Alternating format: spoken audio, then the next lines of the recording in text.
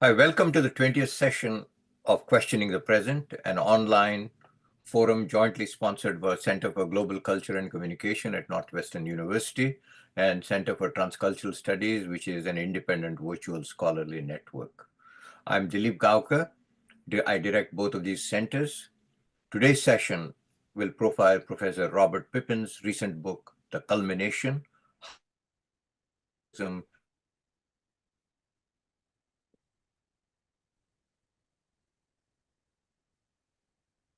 which scholar respondents, Professor Peter Gordon, Andreja Novakovic, and Mark Alzenau. I will introduce all four of our distinguished panelists shortly. Before that, let me state the protocols governing the online Zoom session. Our webmaster is Vidura Bahadur on the left corner, depending on how your computer is configured. A graduate student associate of CGCC, he will handle the web. This session is recorded for archival purposes and will be released to the public in a day or two upon securing the permission of our four scholars assembled here today. Session will unfold as follows. After my quick introduction of all four of our scholars, the Professor Pippin will introduce his book, The Culmination, for about 20 to 25 minutes, followed by the three respondents, Professor Gordon, Novakovic, and Alzenau, in that order. Each respondent will have 12 minutes to deliver their comments, followed by a response by Professor Pippin to his respondents for about 10 minutes. After his response, we will start a question and answer session, beginning with a quick comments by the three respondents. As for the question and answer session, please either raise your hand by using the reaction function on your screen or send message to Vidura indicating that you wish to ask a question by using the chat function. You may also write the question in the chat for Vidura to read the audience and to the relevant panelists. That covers everything as far as the protocols are concerned. Now the introductions, which I will keep to minimum. Professor Robert Pippin is the Evelyn Stephenson Neff Distinguished Service Professor in the Committee on Social Thought and the Department of Philosophy at the University of Chicago. He is the author of several books and articles on German idealism and later German philosophy, including Kant's Theory of Form, Hegel's Idealism, Modernism as a Philosophical Problem, Idealism as Modernism. In addition, he has published on issues in political philosophy, theories of self-consciousness, the nature of conceptual change, and problem of freedom. He has also written extensively on the philosophical issues and concerns that emerge and are addressed in art, literature, and film. He wrote in 2000, a book on Henry James called Henry James and Modern Moral Life. And 21 years later, he published a book on metaphysical exile on the South African writer J.M. Coteje's Jesus Fictions. He has also written 5 books, and it turns out he's on to the 6th book on film. My favorite among those 5 books, 6th one I haven't looked at it yet, is Fatalism in American Film Noir, Some Cinematic Philosophy. His broadly humanistic work has earned him many awards and recognitions. He is a winner of the Mellon Distinguished Achievement Award in Humanities. He has the rare distinction of holding the Alexander Humboldt Fellowship twice, and he has been a fellow also at Wissenschaft College in Berlin. He is a fellow of American Academy of Arts and Science and a member of American Philosophical Society. He is also a member of German National Academy of Arts and Science. With that, I move on to our first distinguished respondent, Peter E. Gordon. He's a Amabel B. James Professor of History at Harvard University. He's also a faculty fellow in the Department of Philosophy and Department of Germanic Languages and Literature. Primarily a scholar of modern European social theory, he works chiefly on the theme in continental philosophy and social thought in Germany and France in the late modern era, with an emphasis on critical theory, Western Marxism, the Frankfurt School, Hegelianism, and related topics in phenomenology and existentialism. His first book, Rosenzweig and Heidegger, Between Judaism and German Philosophy, published in 2003, has received 4 international awards. Unfortunately, I can't identify all of them due to time limitation. The second book, Continental Divide, Heidegger, Cassirer, and Devos, received Jacques Barzun Prize from American Philosophical Society. And he wrote a third book, Adorno and Existence, in 2016, published by Harvard University Press. He has edited numerous collections, including Cambridge Companion to Modern Jewish Philosophy, Modernist Imagination, Essays in Intellectual History and Critical Theory, Weimar Thought, A Contested Legacy, and The Trace of God, Derrida and Religion. And there are numerous co-authored and co-edited volumes, simply too many for me to identify at this point in time. Finally, Peter delivered the Distinguished Adorno Lecture at the Institute for Social Research at Goethe Institute in 2019, and his most recent book, related probably to that lecture, is A Precarious Happiness, Adorno and the Sources of Normativity, published in 2023. I'm pleased to announce that this book will be profiled on this forum in this coming fall, 2025. He's currently finishing a biography of Walter Benjamin, and he's also writing a longer critical study on secularization and social theory since Max Weber. The second respondent is Andreja Novakovic, is a professor in philosophy at UC Berkeley, and she's affiliated with the program in critical theory. Her research interests are in the 19th and 20th century European philosophy with a focus on Hegel. She is the author of Hegel and the Second Nature in Ethical Life, published in 2017, and has also published several important essays on Hegel's anthropology, philosophy of history, and social and political philosophy. She's currently working on a book about social experience in Hegel's phenomenology of spirit, as well as another book on Hegel's conception of the family. And like Professor Pippin, she's interested in film, and she's writing a book on, or finished a book, which is about to be published, on filmmaker Chantal Ackerman. Finally, the third respondent is my colleague, Mark Alzenau, specializes in the 19th century philosophy, especially the work of Hegel. His interests include history of metaphysics, practical philosophy, social theory, and aesthetics.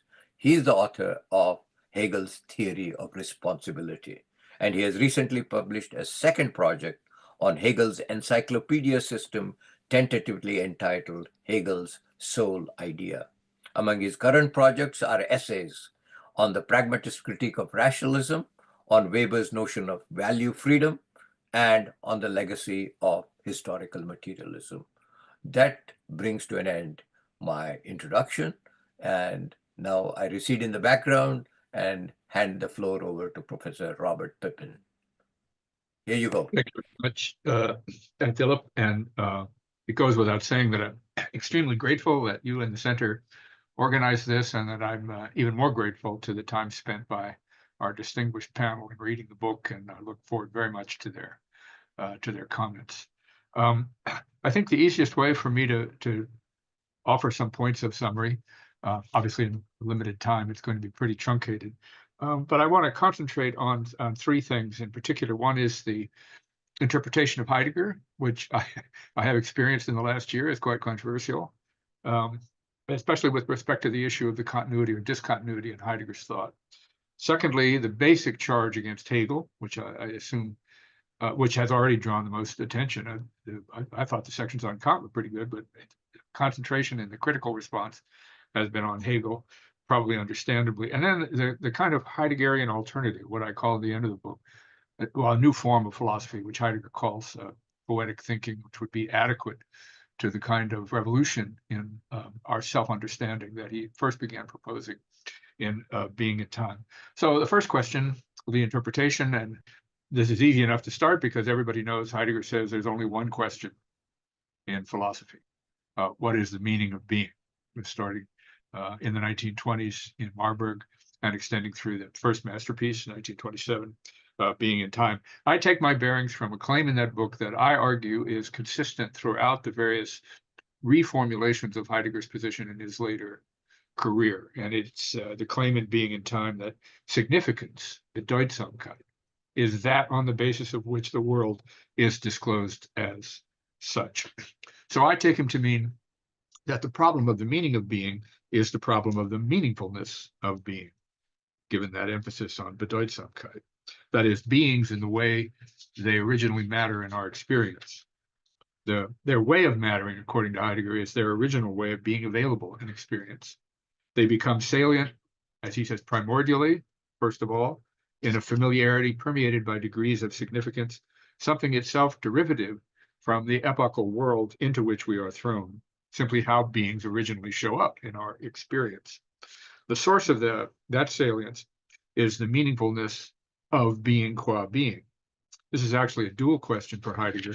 It involves first or second in his career, didn't finish the project in Being in Time, the history of being, his account of epochal worlds like the Greek world, the Judeo-Christian world, the early modern world, the late modern world, the technological and framing.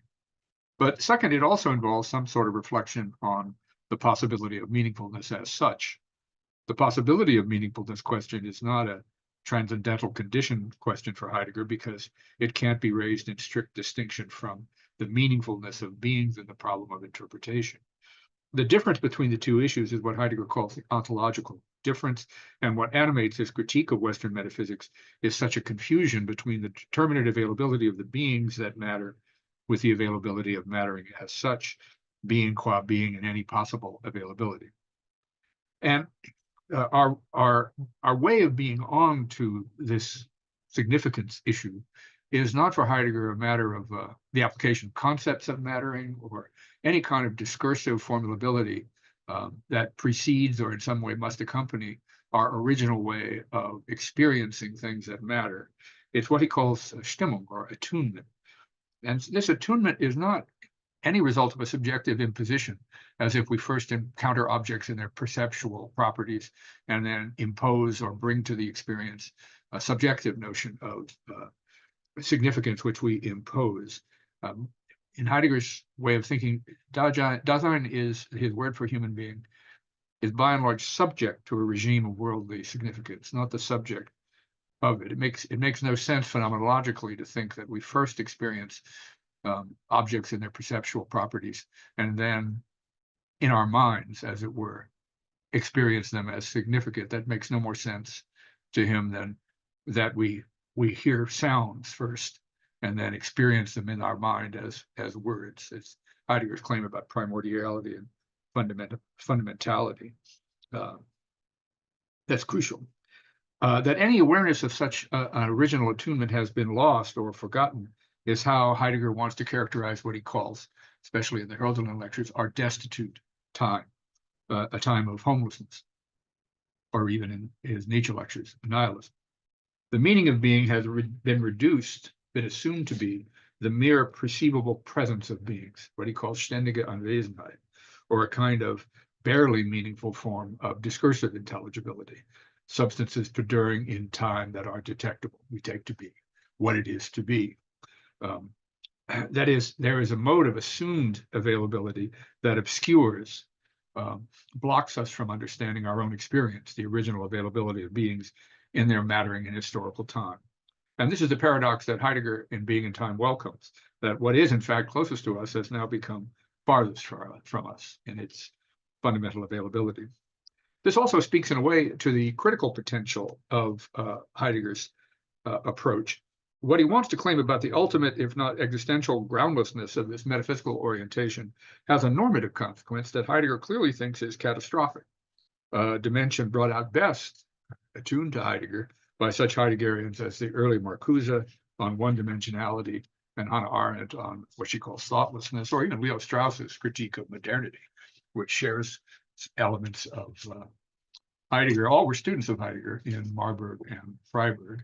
And it also manifests itself in Heidegger's not infrequent links of consumer capitalism and modern scientism, with the implications of the metaphysics of presence, which he thinks have sort of downstream effects in modern culture that can be traced back to the forgetting of the question of the meaning of being. Now, given our usual assumptions about the basic steering mechanisms of society, the form of economic structure, sale of wage labor, the creation of surplus capital, and the political organization of society, and even now the influence of social media, we wouldn't think that the basic steering mechanism should be traced back to fundamentality of the meaning of being. But Heidegger's point, actually, I think is quite credible, that we don't really have a good understanding of why these forms of life, these basic elements of the late modern form of life, have the grip on us they do.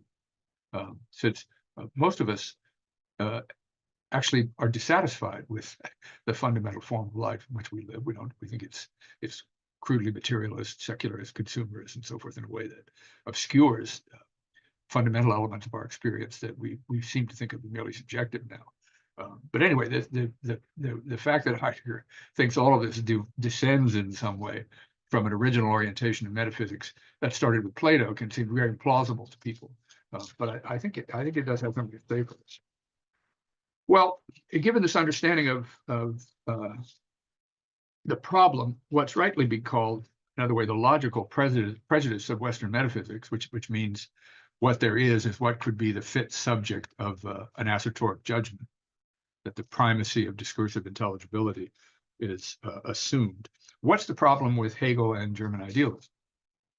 Well, first, something about the idealism in German idealism, also perhaps for some controversial kind of claim, but I think it's Heidegger's understanding, shouldn't be understood as a claim about the mind dependence of the world, or about mind-imposed structure, or the so-called objective idealism, the non-material or mental or noetic nature of the real. But first and foremost, idealism in the German tradition is an objection to empiricism, the claim that all knowledge is or must be based on empirical experience. By contrast, idealism in Kant, Fichte, early Schelling, and Hegel is a claim about the capacity of pure, unaided human reason to determine of all that is knowable, that it is knowable, and how it is knowable. Since this amounts to a claim about the normative authority of knowledge claims, undergirded by pure reason's enterprise, and since it is pure reason alone that demonstrates such normative authority, this must mean that human reason is to be understood in this tradition as self-authorized, tribunal unto itself. And Heidegger notes in his Kant book, this idealist move results in a paradoxical self-reflection, what he calls a philosophical laying of the ground of philosophy. Heidegger is echoing the Kantian claim that in pure critique, to quote Kant, we are dealing with what reason brings forth entirely out of itself. In the Hegelian version, that'll ultimately be the main focus, or is the main focus in the book. The determination of the knowable should be understood as a determination of all that there is in its knowability, and so of metaphysics, because the claim is all that there is what is knowable on the thing in itself, not in what playing the role it does in Heidegger's interpretation that it does in others. Especially true of Hegel. The determination of the knowable is not for Hegel the determination of a limitation, as if a limitation is just the knowable for us. This self-determination by reason of its own requirements is, according to Hegel, as in his famous phrase, absolute. And so a determination of the absolute of all that is finally articulated knowably, and that leaves nothing out. Reason's self-imposed requirements define and delimit all that there is and can be. In other words, idealism invokes the deepest principle of Western rationalism that began with Plato. To be is to be rationally intelligible. There can be nothing alogos or unintelligible. The famous phrase in German idealism is the identity, speculative identity of thinking and being. That's the way I think idealism understands that phrase. Not that all that is being is really thought or something like that. If we put this in Heideggerian terms, the claim will be that the immediate familiar availability of beings is a consequence of our experiencing, we can even say caring about them, their mattering. As for the tradition, conceptually knowable, that's what counts. That is, this is assumed what matters most in our lives. The unique modality of our being, of our care, is such discursive knowability. The world that matters to us is available because of our explanatory and conceptual capacities. And this is the founding picture of Greek metaphysics, what we most need in a reconciled life, with a feeling of being at home in the world we find ourselves thrown into. Our way of understanding its fundamental intelligibility is a way of reconciling ourselves with it, culminating in Hegel. It's a kind of banal expression of the unusual Greek idea that the cosmos is good. It makes itself available to us fully, not in a way that we'll ever complete, but fully in its potential explicability. Well, there are two main lines of criticism of Hegel, only one of which I'll be able to discuss. And I apologize for the jargon, but to get into Hegel, you have to appreciate that his basic claim is that the absolute, the fundamental meaning of being, is the concept, the absolute idea. Or that the science of being qua being is, as he says it is in the logic, the science of pure thinking, not a claim which he insists on that I think has been appreciated in most interpretations of the logic. The other problem, which we won't have time in, locates Hegel within the problem of modern subjectivism or subjectivity, but here I'll take up only the first. Heidegger's critique of the logic was partly an attempt to explain why he thinks that project, which for many reasons, many readers is as baffling as there is in philosophy, actually represents the core of the rationalist enterprise in philosophy and shows us its culmination. Culmination doesn't mean come to fruition, but come to a dead end, nothing more to be done. To understand what Heidegger means, we should recall that the essential activity in this tradition of rendering anything intelligible, any Sein or being in Heidegger's terminology, has been since Aristotle predication. I note the claim in the book by Arya Kozman that for Aristotle, and I claim also for Hegel, predication is the face of being. A perfect opening for Heidegger because it's precisely what Heidegger means by too central a role of logic, the science of predication in Western metaphysics. It's not as if there's no attention to the question of the ordinary meaningfulness or originary meaningfulness of being in Hegel, but it remains, according to Heidegger, unthought as such, simply assumed, and this for a simple reason. Hegel simply assumed that there's an unavoidable matter of fundamental meaningfulness in the very possibility of Geist or spirit, human being what it is, freedom and the realization of freedom. What matters in a human life, what must matter, such that being ignored comes to proper in some way, allows us not to pursue in any coherence the enterprise we are pursuing. What must matter in our engagements with the world and with others is the realization of freedom, a state of self-knowledge as a free being, and its actuality in what he called beingless self in another, ultimately in the rational structure of ethical life. The absence of such a realization matters especially when its realization is denied or simply incomplete. Its effective denial or absence, the denial or absence of recognition of this conatus in all human life, can be shown to result in the self-negation of any model of knowing or any practical project embodying that absence or incompleteness.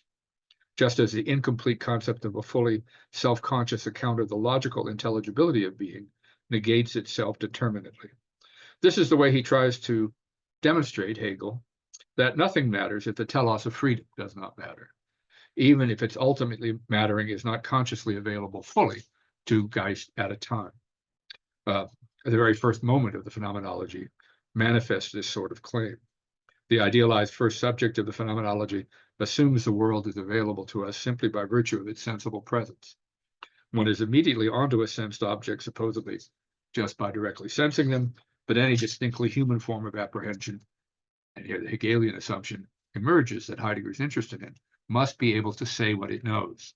Otherwise, it is just differentially responsive and not an instance of conscious knowing. What matters, and it matters a priori for Hegel, is whether we can say what we know, and Heidegger is right to challenge this assumed orectic relation to the world, that's what emerges in significance as the most fundamental or salient in our experience. The absence of such saying would be untrue to the experience nature of a human knower as such, and in that sense, it would be an instance of unfreedom. It puts itself unavoidably to the test by trying to say what it knows and failing. This is the first manifestation of the conatus of freedom, being who one is, eventually to involve being with self in an other. As we've seen Heidegger argue, Hegel can demonstrate this, to use Heidegger's language, because he's already assumed the absolute in phenomenological terms, this ultimately of the conatus from the beginning. And that means that metaphysics as unconditioned thinking on thinking is an illusion, question begging because of this assumption. So given this interpretation of idealism and given Heidegger's fundamental claim about the originary or primordiality of this availability of meaningfulness through a kind of non-discursive orientation, a sensing of its significance through what he calls Stimmung, Hegel's enterprise, as you can see in the phenomenology, is much more consistent with the traditional post-Platonic rational enterprise, only differing from it in this historical notion of developmental self-consciousness and in the final articulation of what's going on in the developmental self-consciousness in the science of logic, none of which for Heidegger addresses the question of the original possibility of the meaningfulness of being, simply assumes that its discursive intelligibility is the fundamental object of concern in an uncertain, anxiety-producing world in which we wish to understand and eventually to control, after Descartes, and master the environment around us in its intelligibility, which will eventually lead to the world of technology. I don't want to talk for too long, so let me turn to the most controversial issue. If it is not, if Heidegger thinks we've forgotten the ability to orient ourselves originally from, engage with, question, interrogate this fundamental level of Bedeutsamkeit or significance or mattering in modern mass societies, leading to a kind of conformism and technification of everyday life, thoughtless scientism, and so forth. This is Heidegger's explanation for these phenomena. What is the alternative? Well, the claim in the book, and I'll sort of end with these remarks, the claim in the book, I can't talk long enough, is that there's something to Heidegger's encouraging us to think of the fundamental task of philosophy, not as analytic, not certainly as restricted to the analysis of concepts, the attempt to state the necessary and sufficient conditions for the meaningful content of content, was still pretty much the core of not just Anglophone, but in increasingly most philosophy in the world, but interpretive. Interpretive in the sense in which Heidegger defines it originally in being and time and extends it throughout his history of being. But interpretive means not a kind of paraphrase of mattering into discursive form. That would be inconsistent with, or at least partly inconsistent with his enterprise. So the question most people have about Heidegger is if the disclosure of being in an original mode of availability isn't discursive predicative, isn't formulable in discursive form, what is it that's disclosed? The most famous criticism of Heidegger on this story is Ernst Tugendhat's long ago, that if something is disclosed and we can't say what it is, its truth conditions don't even apply. We could say anything we want. I mean, this is like the famous response to Wittgenstein's claim that that of which we cannot speak, we should stay silent. And the response is, if you can't say it, you can't say it, and you can't whistle it either. So the objection to Heidegger is that he leaves us with a kind of swarm of indeterminacy. But in a way, if you just think about both everyday life and things like the interpretation of literary works or cinematic works, we function with a kind of indeterminacy, a refusal in a way to formulate things that have explicit bivalent truth conditions. Whenever we try to understand what somebody means by saying that, what they mean by not showing up, what this collective decision really meant, given that its official proclamation of itself is not convincing. And the same thing with literary texts, where the idea of paraphrasing something like the meaning of the text, understanding what it is to experience the text in discursive formulations always seems banal and reductionist. And then what do we do in interpretive activity? Well, Heidegger's phrase is something like very often Hinweisen, we point in a way. If you're thinking of teaching to students, for example, it's a matter of articulating elements in your experience of the poem that will help them re-experience the poem in perhaps a deeper other way, not in terms of a kind of conceptually guided interpretive journey through the poem, but to awaken, Heidegger's favorite word, a sense of significance that we would not otherwise have appreciated.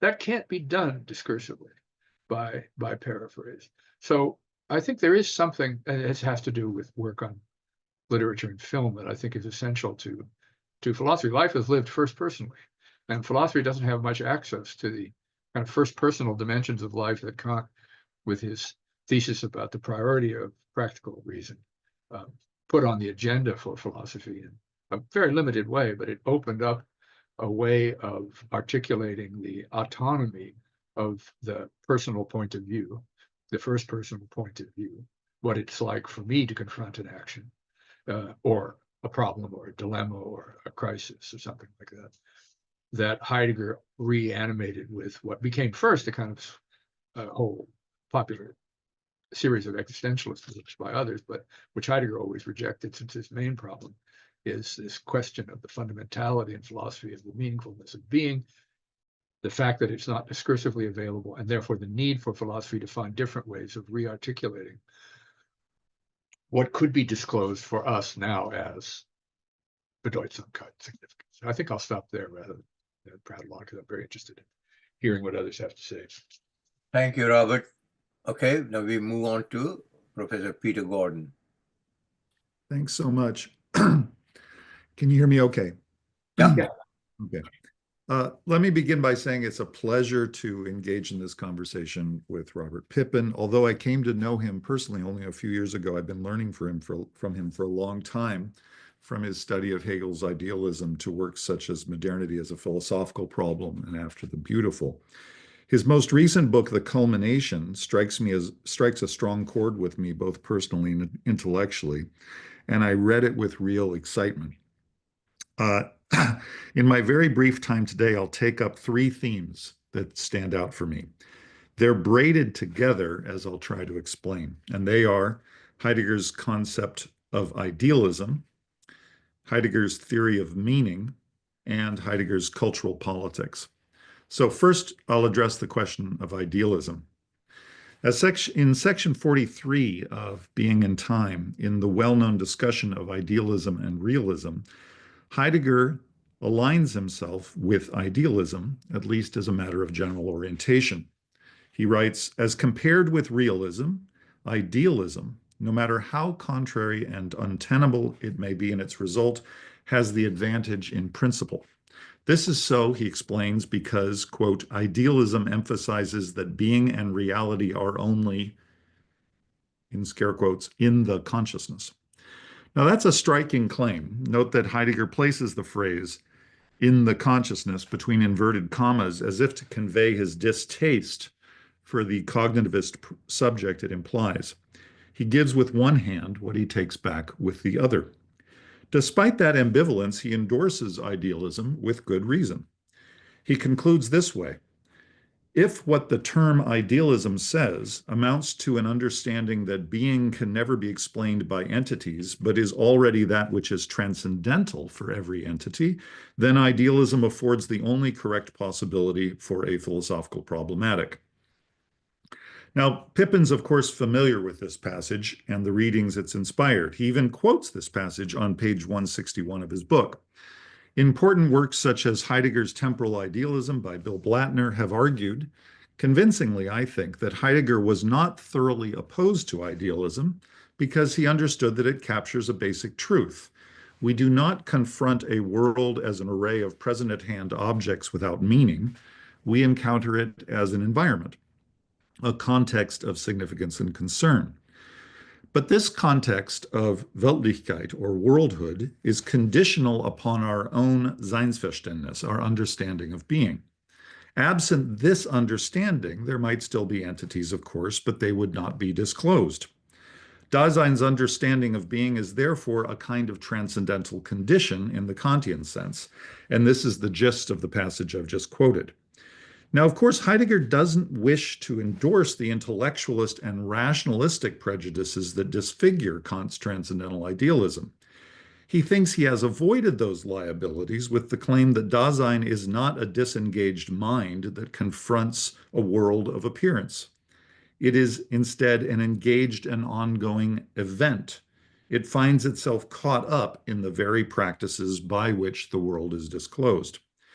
But it follows that the disclosed world may not be mind dependent, but it is in a very deep sense Dasein dependent. In Basic Problems, Heidegger confirms that idealist insight. He writes, "The world is not the sum total of extant entities. It is quite generally not extant at all. It is a determination of being in the world, a moment in the structure of Dasein's mode of being. The world is, so to speak, Dasein-ish." It's an odd translation. It's Daseinsmäßig. And that's from Basic Problems 237 in the German. Heidegger's commitment to transcendentalism in this sense helps us to understand why his Kant book plays such an important role in his thinking. There he seeks to combat Kant's intellectualist prejudice by discerning in the A edition an insight into the primacy of the imagination over understanding. And this is an insight, Heidegger says, that caused Kant to draw back in fear. But even while Heidegger rejects the primacy of reason in transcendental idealism, he endorses idealism's basic thrust, namely that the disclosed world is conditional upon the meaning of being that belongs to Dasein's own interpretive manner of being in the world. So while I can appreciate the importance of Hegel in Heidegger's philosophical story, it seems to me that Hegel does not represent the culmination of idealism. That distinction may belong to Heidegger himself. This is not as controversial as it may sound. Heidegger's favorable remarks on idealism and being in time place him squarely in line with a tradition of thinking that stretches back to Plato and Parmenides, according to which the human being enjoys a special endowment of understanding without which the world would not appear at all. What makes the alliance with idealism somewhat hard to discern is chiefly Heidegger's externalism. Namely, he disavows the cognitivist prejudice that haunts the tradition of idealism when it inquires into the conditions of world disclosure. For Heidegger, those conditions are not mind-dependent. They are Dasein-dependent.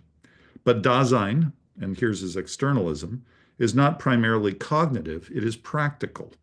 The meaning of being is therefore displaced. It's externalized from the mind and is dispersed into Dasein's own worldly dealings, its manifold ways of concern. Still, that externalism, I'd suggest, should not prevent us from acknowledging his enduring bond with the idealist insight that the world is meaningful only thanks to the beings to whom it is disclosed. In the jargon of phenomenology, we are, after all, the datives for whom phenomena appear at all. Following Gunther Anders and Theodor Adorno, it'd be tempting to conclude that Heidegger is a crypto-idealist. For all of the this-worldly pathos that governs his work, Dasein remains caught in the pseudo-concrete horizon of its own interpretive schemes.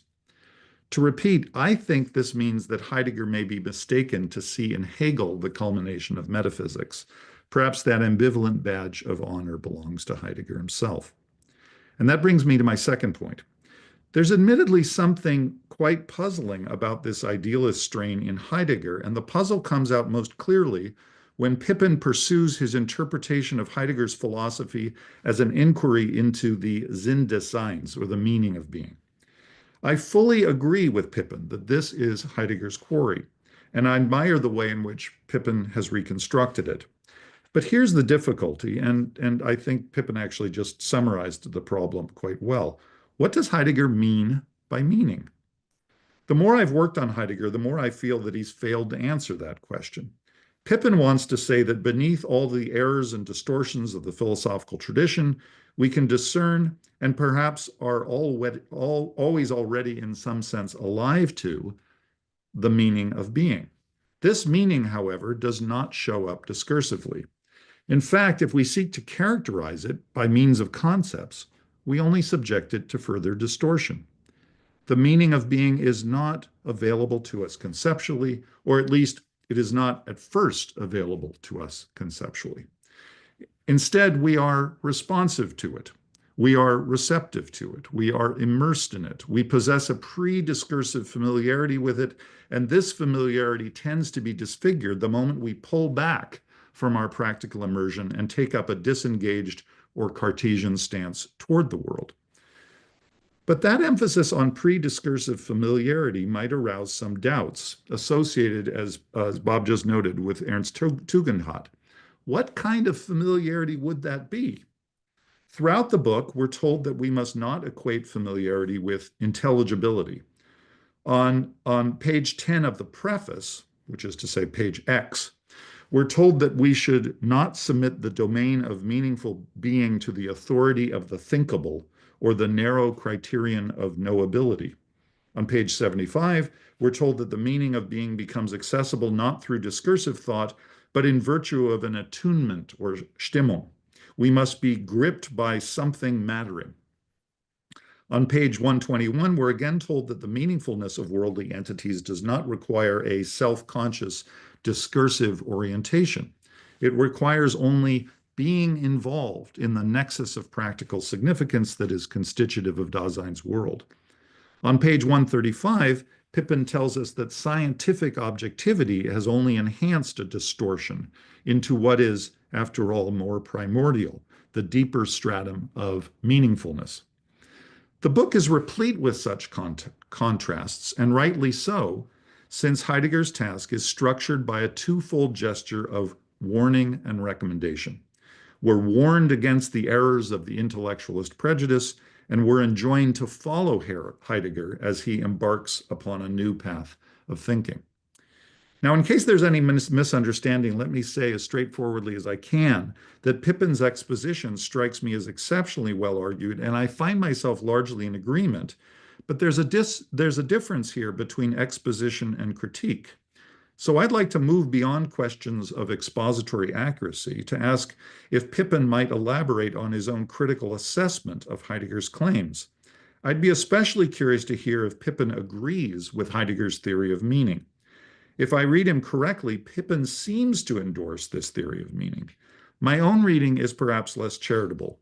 The strong contrasts that serve as the infrastructure to the Seinsfrage all direct us to a paradoxical claim, or I find it paradoxical, that Dasein knows more than it can know and thinks more than it can think.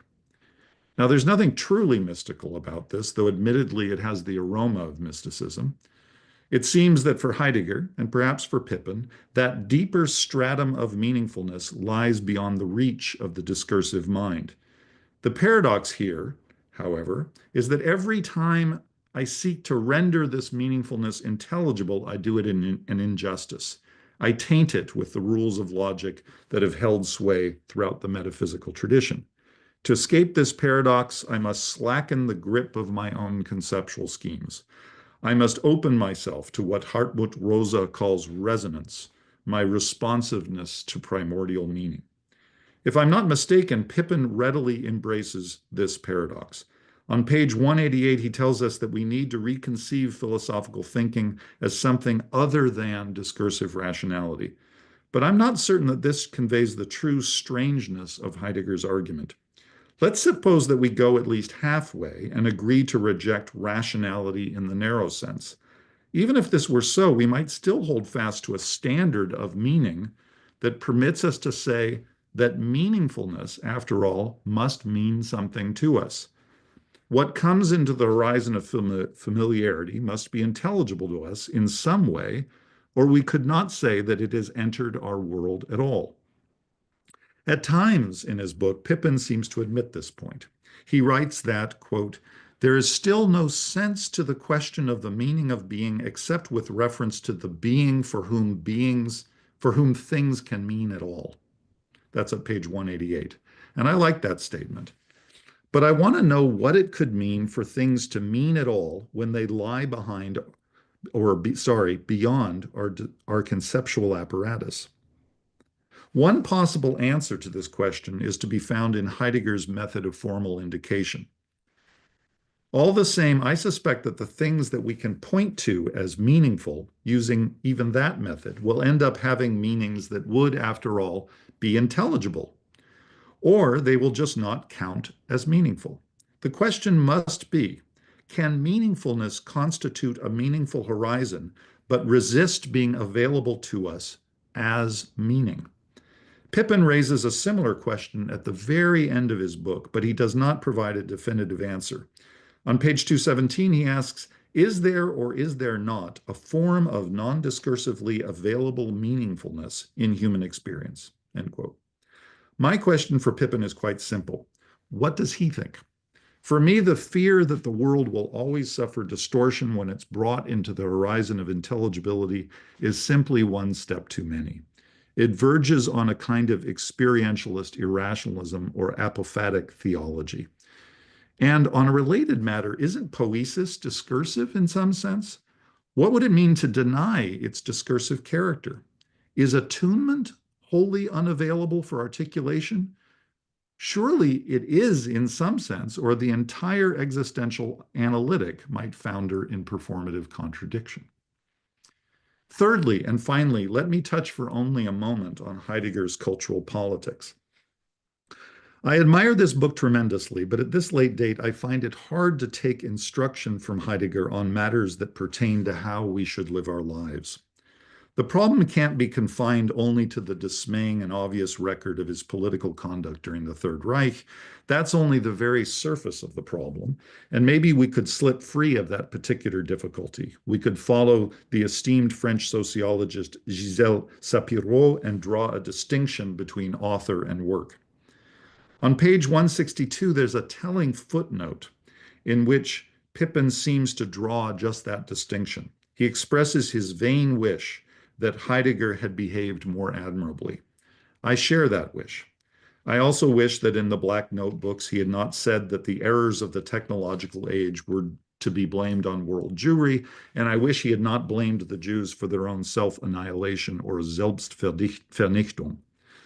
Of all the loathsome statements in his work, that may rank among the very worst, since it amounts to blaming the victims for their own deaths. Still, unlike those who, Heidegger and others, supported the Nazi regime, and unlike those who burned books in May 1933, I don't think it's at all useful to burn or even banish philosophical works because their authors were unpleasant. The difficulty, however, goes much deeper. Even when the topic is not explicitly political, Heidegger's written legacy comes to us freighted with cultural commitments that are not easily separable from his philosophy.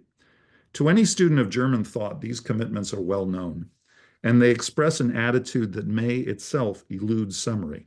Let me call it provincialism, romanticism, artisanal holism. In his essay Wozu Dichter, from which Pippin quotes on page 212, Heidegger quotes lines by Rilke that betray a similar posture of nostalgia for the well-knit comforts of his grandparents' world with its familiar steeple and its local well. These objects of everyday concern are of infinite value, and they are menaced by the intrusion of ersatz objects introduced from America. This nostalgia may strike us as merely naive or lacking in sociological self-consciousness, but I think it's something worse. It belongs to a genre of high-minded kitsch. Adorno was among the deracinated urban intellectuals who damned Heidegger for this kind of thing, and perhaps with good reason. The difficulty here is that what I'm calling Heidegger's cultural politics can't be easily dismissed, since I think it refers to the very same web of provincial familiarity that we're calling meaningfulness. There's no bright line, in other words, between the cultural provincialism that made Heidegger so anxious about Americanism or Judaism or any foreign encroachments on his quiet Lebenswelt, and the ontological provincialism that structures his philosophy. So I'll conclude with a final question. What if there is a connection between this provincialism of meaning in Heidegger and the persistent bond with idealism I mentioned when I began? If Heidegger is right that the idealist tradition has led us into error, then it would follow that we would be justified in examining Heidegger's philosophy for the idealist patterns that contributed to its own errors. And with this suggestion, Pippin will recognize, I think, that I've just repeated Adorno's verdict. Idealism already prepares the way for domination. I'll borrow a phrase here from Habermas and close by saying that when we read Heidegger today, we must think with Heidegger against Heidegger. And I'd like to hear what Pippin thinks about that proposal. Thanks. Thank you, Peter. Now we move on to our second respondent, Andresa. Floor is yours. Great. Thank you so much. So thanks to Dilip for the invitation and to Robert Pippin for writing this rich and rewarding book. In my comments today, I'm going to limit myself to Heidegger's critical engagement with Hegel. And I will first summarize what I took this criticism to be, and then I will raise two broad questions. And just to anticipate, my first question is going to be, is Heidegger's criticism of Hegel external or internal or external, a criticism that Hegel would have to accept given his own commitments, or one that he wouldn't have to accept? And my second question is going to be, aren't there more affinities between Heidegger and Hegel than Heidegger and maybe even Pippin wants to acknowledge? So I'm going to start with the criticism. According to Pippin, Heidegger is right to describe Hegel as the culmination of a tradition that began with the ancients and sort of specifically with Plato. This tradition is characterized by two theses. And the first thesis is that to be is to be intelligible, and as Pippin puts it, ultimately in principle knowable. And the second thesis is that the domain of the knowable exhausts the domain of all possibly meaningful being. For Heidegger, these two theses cannot be pried apart, because a view about what it is to be is in effect also a view about what constitutes the meaning of being, and so in effect, a view that circumscribes possibly meaningful being. And we should think of Hegel as the culmination of this tradition because in his Science of Logic, Hegel presents the concept as self-sufficient and absolute. So Hegel's concept of the concept implies that there can be nothing external to it, and this would make the concept exhaustive of the domain of being and hence of the domain of meaningful being. To put this slightly differently, Hegel is accused of thinking that when we relate to any entity, we relate to it as something knowable, and also as something that is meaningful insofar as it is knowable or because of its knowability. Although Pippin does not always agree with the details of Heidegger's interpretation of Hegel, he agrees with Heidegger's general assessment of Hegel's place and of his limitations. As Pippin puts it in the opening pages of his book, quote, "Neither Kant nor Hegel is in a position to give a defensible, non-dogmatic, non-question begging answer to the question of the Sinn des Seins," unquote. So my first question is Heidegger raising an internal or an external criticism of Hegel? So Heidegger's first criticism concerns Hegel's identification of being and thinking. And according to Pippin's reconstruction, the problem here is that this identification of being and thinking is an unexamined assumption. So Heidegger also thinks that this identity could never be defended or philosophically justified, because it always already presupposes a relationship to the world that it cannot bring within its own purview. So this identity between being and thinking could only ever be dogmatically asserted and never philosophically defended. And here the charge seems to be one of dogmatism. And I think this sounds to me like an internal criticism of Hegel, because Hegel claims that we shouldn't help ourselves to any unexamined assumptions. So if he were assuming the identity of being and thinking, he would be violating his own methodological commitments to a presuppositionless science.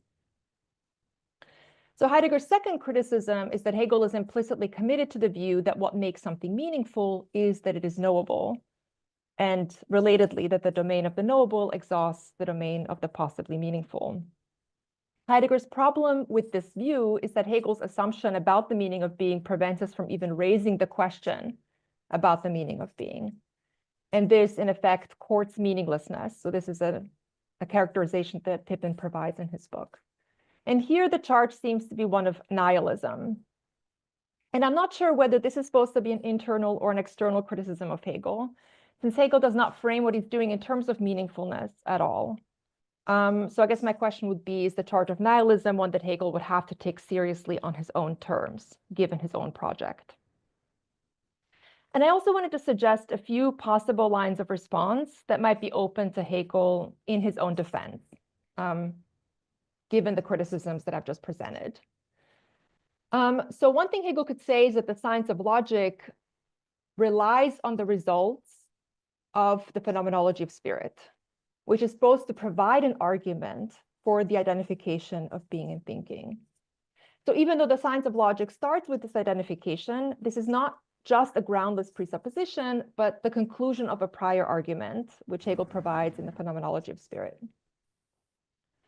And if that's true, then Hegel could also give a response that I think is in some ways similar to the one that Pippin grants Kant in the book.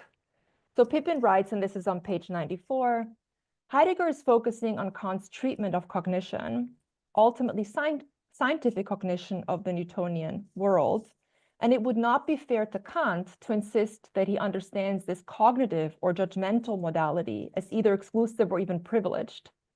It is simply the topic he's writing about in the first critique.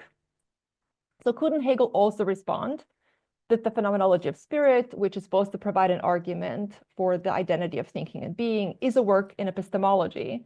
So its focus is going to be on our cognitive relationship to the world. And in that case, the sheer fact that Hegel is focusing on the question of what makes something knowable does not mean that he believes no ability to exhaust the domain of meaningful being. And so this brings me to my second question, which is the following. Are there more affinity between Heidegger and Hegel? Maybe Pippin wants to knowledge. And so here I have one specific point of affinity in mind. Pippin emphasizes that Heidegger takes our cognitive relationship to the world to be founded or based on a deep and immediate familiarity with the world that is always already presupposed.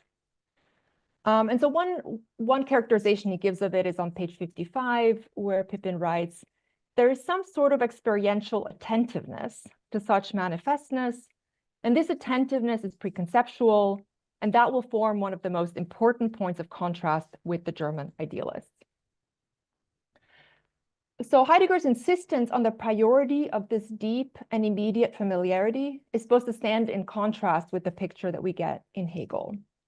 So according to Heidegger, our most fundamental or foundational relationship to being is to be, as Pippin puts it, immersed in the field of significances. By contrast, figures like Hegel assume that our most fundamental relationship to being is conceptual, reflective, or cognitive. And here I think that these terms are being identified. It seems to me like they're being identified. Conceptual, reflective, and cognitive are treated as continuous with each other. But it seems to me that Hegel places a lot of emphasis on a deep and immediate familiarity with the world.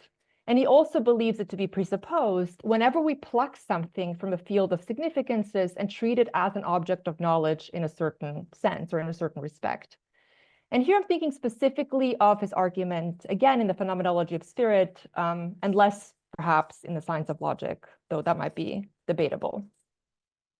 So Pippin might not disagree with how I have just described Hegel's phenomenology, I think up to a certain point. His presentation of Hegel in his book is very nuanced and subtle, and he hints at various convergences between Hegel and Heidegger throughout that presentation. So for example, Pippin writes, quote, this is on page 50, after all, Hegel relies in the phenomenology on such non-discursive moments of disclosure as the struggle for recognition, which is certainly not an exchange of judgmental claims. But Pippin takes such moments to be rather rare in the book as a whole, and he thinks that for Hegel, they would be ultimately incomplete until reflectively articulated. But to me, it seems that that the phenomenology of spirit as a whole can be read as arguing for the primacy of a deep and immediate familiarity that is not best captured by the picture of a subject standing in a relationship of knowing to an object. So the picture with which he begins the phenomenology that he associates with natural consciousness and that he explores specifically in the chapter on sense certainty. So one reason that I think this is Hegel's comment about animals in the chapter on sense certainty.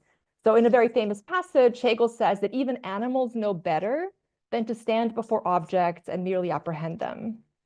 So in other words, even animals, and I think presumably he means us as well, are immersed in the world and engaged with it in a way that Hegel favorably contrasts with this reflective distance from objects that he associates with sense certainty and the relationship to objects characteristic of sense certainty. And my other reason for thinking this has to do with Hegel's overall argument for the primacy of spirit, which is always already presupposed whenever we adopt any kind of cognitive attitude towards an object. So he takes this reflective relationship that a conscious subject bears to an object of knowledge to be founded on spirit and a kind of abstraction from spirit. So Hegel might have the view that spirit is transparent to itself, whatever that means, but that isn't necessarily, he doesn't necessarily imply that it is going to be transparent to any conscious subject who is immersed in it. So there still might be a sense in which spirit is being presupposed in a way that is not fully transparent to conscious subjects themselves. So I just wanted to sort of make a final suggestion here, which is that even though Heidegger was clearly negatively disposed towards Hegel's project in the phenomenology of spirit, I think he might be overlooking the extent to which this book is phenomenological in a genuine sense. So it's true that Heidegger and Hegel might disagree in how best to characterize this deep and immediate familiarity, but it seems to me like Hegel is also trying to do justice to some kind of unreflective experience of being in the world in a way that is at least parallel to Heidegger's, even if their specific characterizations of it differs. And in that case, Hegel would be doing a lot more than merely bringing one tradition to its culmination or completion. He would also be anticipating and maybe even commencing another tradition that was yet to come. That's it.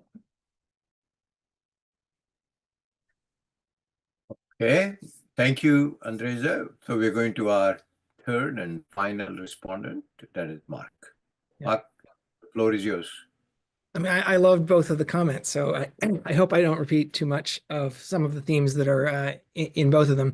This is a fantastic book, and I think I was particularly eager to read it because I've been thinking a lot about just the strange and like widespread consensus in the 20th century that Hegel marks the end of philosophy, and not in the sense he wanted to be, but in some worse sense, where he represents the collapse of philosophy, its discrediting, its exhaustion, and so on.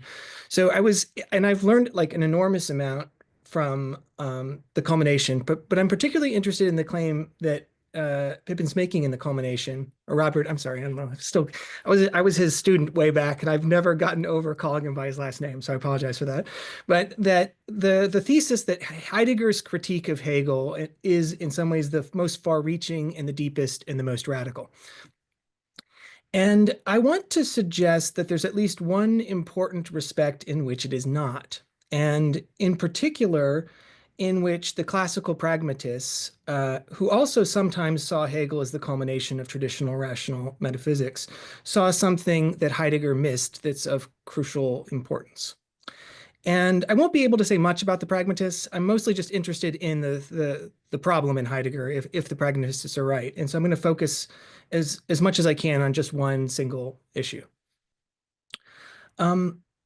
So what is the fundamental flaw in traditional Western metaphysics, according to Heidegger or Robert Heidegger? I'm not going to distinguish between them.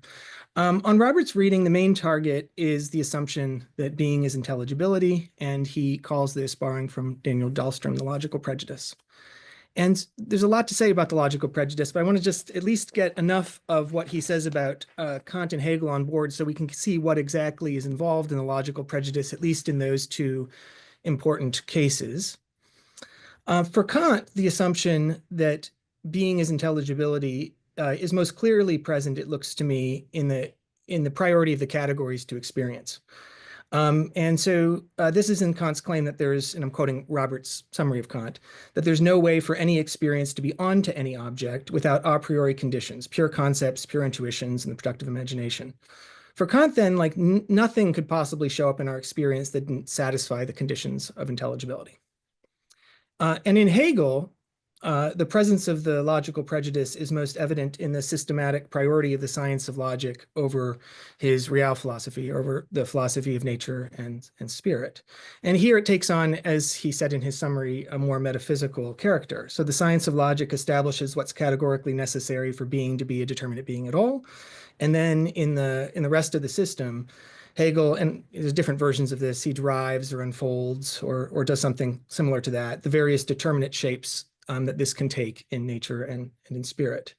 And there are like lots of debates about how to understand these claims in Hegel and also in Kant.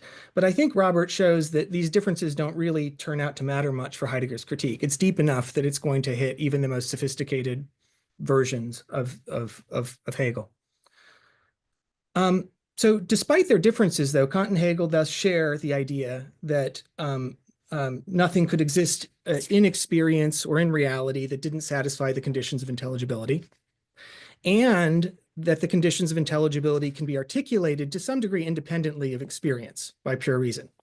I mean, there's qualifications you have to make about what kind of independence we're talking about. From Heidegger's point of view, as Robert describes it, I think there's something that's definitely going wrong here, and there's something that's definitely going right here.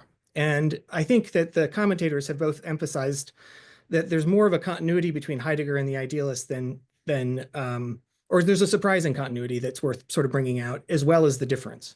So the difference is the one that Robert's focusing on, which it has to do with the logical prejudice, and that's that they take for granted an answer to the question of the meaning of being, and that presupposition is that being must be intelligible. But the thing that I think Robert and Heidegger think that the idealists were getting right, the thing that makes them like spiritually great, is something that I want to call, I'm borrowing this a little bit from Rorty, but I don't want to take on board too much of the connotations of doing such a thing. I want to call it the philosophical prejudice. And the philosophical prejudice is an insistence on the priority of some kind of empirically unaided thinking over the objects of experience or over beings. So despite the deep disagreements with the German idealists, Heidegger's enterprise seems to fully retain the idea that thinking, or philosophic thinking sometimes, is pure and autonomous, that it's not dependent on any empirical warrant, and thus it has some kind of unilateral priority over what we encounter in our experience, although it's never available independently of that experience, as Robert said also in his opening remarks. So philosophic thinking determines how or in what manner the specific beings we encounter show up. Now, it seems to me that this book just fully embraces that commitment or endorses that commitment in Heidegger, and it seems consistent with Robert's ultimate position, or what I take to be Robert's position. The ultimate view that I liked this part because I think it makes it very clear how the priority of thinking, the role the priority of thinking plays in Heidegger's account. That Robert gives us a picture where there's these three tiers, and at the bottom tier is like what we take beings to be in some particular historical world, and that depends on what he calls a regime of mattering, where there's some answer to the question of what the meaning of being is, and that depends at the deepest level on the history of being, or this clearing and lighting process, to use the more Heideggerian jargon. And so it follows, I think, from this basic three-tier picture, that the thing that's ultimately supposed to explain everything else, at least in their important philosophic respects, is the history of being, so the top tier, and that this cannot be explained by anything that shows up on the lower tier.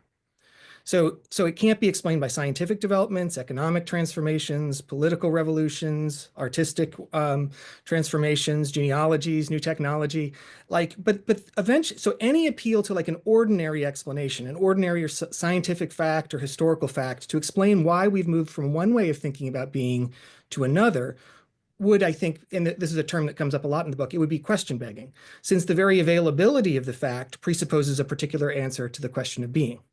So that relies on that priority of thinking claim. And I know I'm not the only one who thinks this, and I can't justify that, I can't refute Heidegger on this, but this just seems like Heidegger's painted himself into a really tight corner. So he makes it so that literally every first order question about beings or what being might be depends on the history of being. But the history of being is like necessarily inexplicable in any ordinary sense. So then you have the fate and mittens and all of the Heidegger, like the very difficult stuff in the late Heidegger. You're just forced into that because there's just no way you're going to explain what's happening with, like, in terms of any normal genealogy or history or anything like that. So what I want to suggest is it just seems to me that when you reject the logical prejudice, but you retain the priority of philosophy prejudice, then you're led to this like very unattractive dead end. And this suggests to me that like the two stable positions are like either giving up both the logical prejudice and the philosophic prejudice, or potentially going back to German idealism, which I had, as I said, my very famous advisor at the University of Chicago was once known for that position back in the 2000s. And so I want to just ask why Robert thinks Heidegger is right to keep the philosophical prejudice. So I think one line of thought in the culmination is that philosophy just is empirically unaided thought about being. And so if you get rid of the idea that there's a form of thinking that's not answerable to experience, you're getting rid of philosophy itself. And he sometimes suggests that all you're going to have left then is some kind of, it's either like positivism plus conceptual analysis, or you're going to have like a kind of hermeneutics of suspicion where the pretensions of thinking are undercut once you actually understand like the role it plays in, I mean, it depends on if you're a Marxist or a Nietzschean, what you take the ultimate account to be. And if this is Robert's answer, I just think it's not a fair way of posing the options. So the pragmatists offer a different way of coming to grips with German idealism, which leads to an importantly different conception of philosophy, one that I don't think lapses into either of the alternatives Robert is worried about. So the single most important pragmatist claim about the history of philosophy, at least as I understand it, and I think this is in James, but it's really clear in Dewey, is that German idealism should be regarded as a reaction to a form of empiricism that was committed to a profoundly inadequate sensationalist conception of experience. Experience is non-conceptual. And the pragmatists thought that if you just fix the inadequate conception of experience that you see in Hume and before Hume, and you replace it with a better conception in which experience includes concepts and relations in James's case, then the idealist recoil from classical empiricism starts to look unmotivated. And once you have this appropriately widened or radical view of experience, you just don't need to think that there's a kind of thinking that's prior to experience in the specific sense of determining the forms that beings in our experience take, whether you understand that more Kantian way, a more Hegelian way, or a more Heideggerian way. So everything is then going to be on a level. So, and for William James, this meant that German idealism was an unnecessary digression in the history of thought. So he wasn't very sympathetic to German idealism for this reason. And so he thought we just needed to outflank Kant and Hegel, the way he put it. Dewey had a more Hegelian temperament. And so he thought that what it showed is that the continental rationalist tradition and the English classical empiricist tradition, they like shared a fatal premise, a mistaken view of experience, and they needed to be sublated by a third alternative. But in both cases, they were packaging what I take to be the same basic thought, is that we just need a concept of experience that doesn't itself force us to think that there's a form of thinking that's entirely independent of experience and determining it in some way. And I'm sure that Robert must think this is wrong, because I'm sure he's incredibly familiar with this position that I'm laying out, which is like was endorsed by lots of people in the 20th century and is probably more common in Anglo-American contexts than the alternative. And so I just want to say, like, I'm wondering if he can, I totally learned so much from this book from Heidegger, and I can see that he has things that this pragmatist line of thought doesn't have. And I have said nothing about it because I have 12 minutes and can't go over 12 minutes about all the things I've learned from the book. But the thing I think, it just feels to me that the pragmatists were right or potentially right about this, or at the very least, Robert hasn't given a positive defense of why we would need to retain the philosophical prejudice, which is what establishes Heidegger's continuity with Kant and Hegel and potentially makes him, as Peter was saying in his comments, like maybe he's really the end of traditional bad metaphysics. And I want to know, I guess I just want to hear more from Robert about why he is not attracted to the pragmatist alternative to Heidegger. So thank you so much. Thank you, Mark. Robert, you got a lot on your plate. Boy, I'll say, Yeah, I don't really know how to do that. I've taken a lot of notes, so I'm going to think about all this for a long time. This is really very, very striking, helpful, provocative. I'm really in everyone's debt, and I'm not going to be able to do justice to the remarks. Let me start with Peter and the 3 points. Idealism. Given that for Heidegger, the priority, the fundamentality, the primordiality of the availability of anything is this matter of the disclosing of meaning. It's naturally going to be the case that he also includes as a constituent element of experience the uniqueness of the only being for whom things can mean. So you can call that idealism to a certain extent, but it has two fundamental differences with the German idealist conception of idealism. One is that it has nothing to do with one very common interpretation of Kant, that the structure of the subject without which experience would not be at all intelligible is constitutive of experience by virtue of a kind of impositionism. Material from the sensible world is displayed in our intuitive access to the world, and then it's conceptualized actively in a way that means the world is only experienced within the limits of the conceivable by a finite human subject. So idealism in that sense is a Restriktionslehre, as the Germans say. It's a restriction doctrine, that we don't know things other than how we are so situated. And intuition, the space-time intuitions are simply, in some sense or other, a finitely empirical fact about the human subject, that we have only these ways of the world becoming available to us. So idealism in the sense of a restriction is not, or an impositionism or a restriction doctrine. Here Heidegger does agree with Hegel.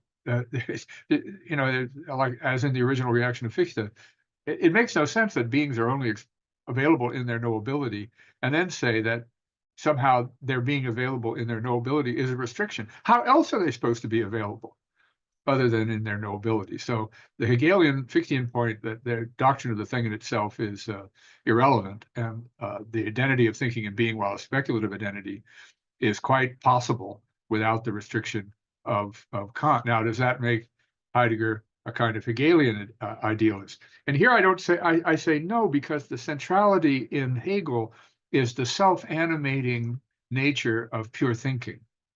And just to say it in a really kind of direct way, for Heidegger, meaning is not in any way implicated in the spontaneous activity of the inner animation of pure thought in Hegel. It isn't connected to that. Those conceptualizable, those conceiving conditions constituted for being, as they are for thinking, aren't revelatory for the problem of meaning, because meaning isn't a result. It happens to us. We're open to it. So this notion of Dasein's centrality as indicating an idealist premise has to deal with the fact that Dasein is, as later Heidegger makes clear, a kind of sight, not an active thinking subject. So it's a very, very, and you could call it idealist, I guess, because there's still the central, but Dasein is not a thing, not a subject. It is pure possibility. There's just all sorts of differences that make anything like the impositionism or restriction doctrine, or even the Hegelian absoluteness of pure thinking, impossible for Heidegger to accept. So this central question of meaning as disclosed in a sight, this is going to get to Peter's third point about what it could mean to say this if we're so excluding the role of the conceptual articulability of this meaning. But as he says in his Hegel in the Greek book, yeah, it's true that Dasein is always that to whom things can mean, but Dasein doesn't have to be a subject. And I think he means in the same sense to say meaning is not the product of the spontaneity of thought, but is this, much more to say about this, but now that's raised his second problem. Let me go right to the heart of the matter. Does he leave us with, unfortunately, in the Heidegger literature of the last 20 or 30 years, the temptation to kind of vatic and oracular prose has proven irresistible, especially as Heidegger, after the enormously important influence of people like Taylor and Dreyfus, was then taken over by the theologians and the whole enterprise of negative theology. This kind of proto-prophetic discursive invocation of Heidegger has, I think, gotten a little out of hand. The one thing I want to say in response to Peter is the inability for discursive translation of what we find disclosed in what happens to matter to us is really not that unusual a feature of common human life. I mean, we often find that things matter to us that we actually think shouldn't matter. They just happen to matter. And we think they shouldn't, but even after thinking we shouldn't, they do. And various things that don't matter to us, we think should matter, and they don't. I mean, you can think I ought to be a kind of person that likes opera, and you can go to a lot of operas, and you can sort of learn a lot about it. But I find, it finally doesn't matter to me.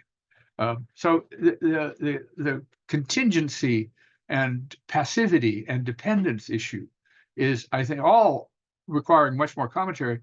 I think all the basic things one has to stress in response to Peter on idealism and the question of meaning. When we engage in our attempt to understand how things matter to us in ordinary life, we don't have available to us any kind of discursive resolution of it. What did it matter? What did he mean when he said that to me? Why did he say that to me? What did he mean that he said? What does it, and I asked somebody, what does it mean to you that you're estranged from your children? What does it mean to you that all your friends died in the war? We don't expect a discursive proposition. Mostly we expect a kind of narrative. And, we know it's not dispositive about what it means. It's an invitation to many other kinds of formulations of this narrative. But that gets to, I think, what's the central problem in the issue Peter raised: truth. It doesn't seem like we can go any further with this notion of the disclosure of meaning if there can't be a distinction we can get some grip on between being right about it mattering this way or being wrong. I mean, you don't have to be Tugendhat and look for translation and paraphrase. That's got to be something we have some kind of grip on, or Heidegger is leading us down the path to just complete indeterminacy and unkontrollierte Auffassung and all the rest. There's got to be. I think there is, though, and again, I would appeal both to the way in which we do make some progress by circling around an issue in conversation. What did you mean? What were you trying to say? Without a formulation that settles the matter. And my example would be teaching literature and film, in which we don't try to give paraphrases. My example is the Shakespeare sonnet, which starts, "My love is nothing like the sun." Student asks, "What does that mean?" You say, "My love is not very pretty, but she's all right with me." You're not doing a very good job as a teacher.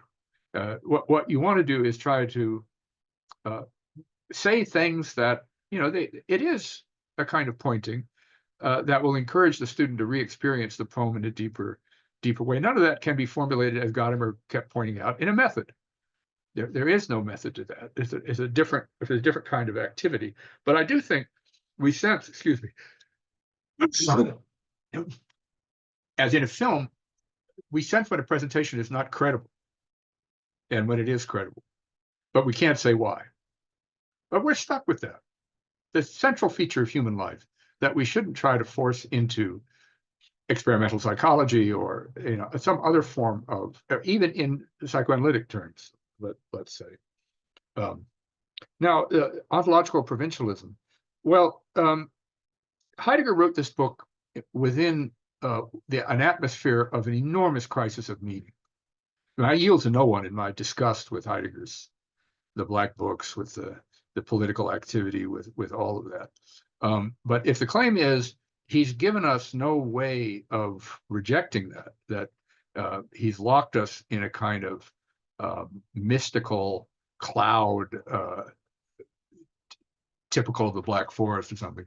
I wouldn't agree with that. I do think we actually exist in a similar kind of crisis situation.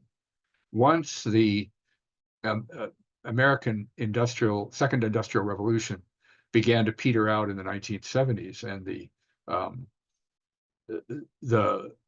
enormous economic boom of the post-war years from 75 to the mid-70s began to deteriorate, and growth started to slow, and income inequality tried to grow, and universities stopped being funded by the state. And once that started in 2008 happened, it made it clear that there was a crisis, not just in capitalism, but a crisis in senselessness in ordinary life. Opioid addiction, unstable family situations, a kind of dishonorable indifference to the suffering of others in our community. There's now an unbelievable political catastrophe with an authoritarian government and a secret police and things that we would have never assumed imaginable. Why we are experiencing this crisis seems to me not directly a result, and going to something Marx said, not really available to ideology critique.